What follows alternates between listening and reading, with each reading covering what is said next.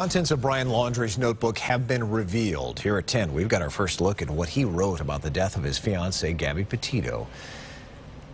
It's his confession in his own writing, and legal experts say it could become evidence in a current lawsuit against the Laundrie family. Let's bring in Fox 13's Janae Lewis live in our newsroom with a story and what he wrote. Janae, this captured everybody's attention last year. What does this say? It's still capturing everyone's attention now. Since the FBI discovered this notebook last year, there have been a number of questions about what was inside. Agents previously said Laundrie wrote his confession, but now we know why, at least in his words, he did it.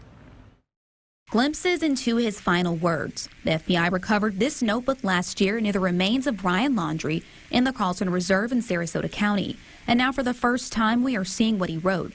Inside, FBI agents say he confessed to the murder of Gabby Petito.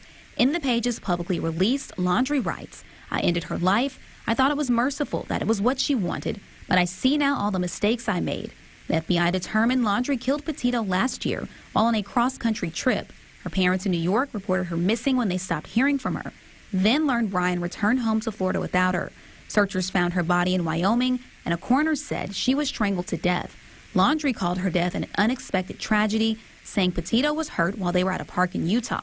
He said he didn't know the extent of her injuries, but knew that she was in extreme pain, saying, "From the moment I decided, took away her pain, I knew I couldn't go on without her," adding, "I am ending my life, not because of a fear of punishment, but rather because I can't stand to live another day without her.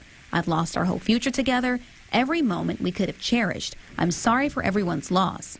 Forensic experts say extensive testing was likely done to determine the notebook's authenticity. So one of the things that we can do, because of the water and the weather and everything, there may or may not have been DNA on it, but we can do a handwriting analysis. The release of Laundrie's notebook comes the same week the parents of Gabby Petito had their first hearing in a lawsuit against Brian Laundrie's parents. They claimed that as they desperately searched for their missing daughter, the Laundries already knew what happened and refused to speak to investigators because they were trying to protect their son.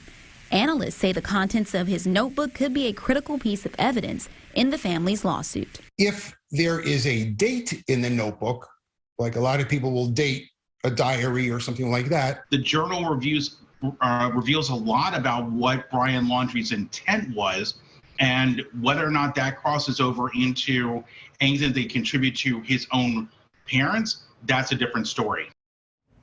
Now, Brian's parents want the lawsuit thrown out. The judge says he'll decide in the next 2 weeks whether the case will proceed to a jury trial. If this happens, this will occur sometime in the next year. So, Mark, still a lot more unfolding and developing with this story. There's so much to unpack there, so and much. To go back to where we were when all this was happening, to try to get in his mind. It's a grand tragedy for sure. Janae, thanks.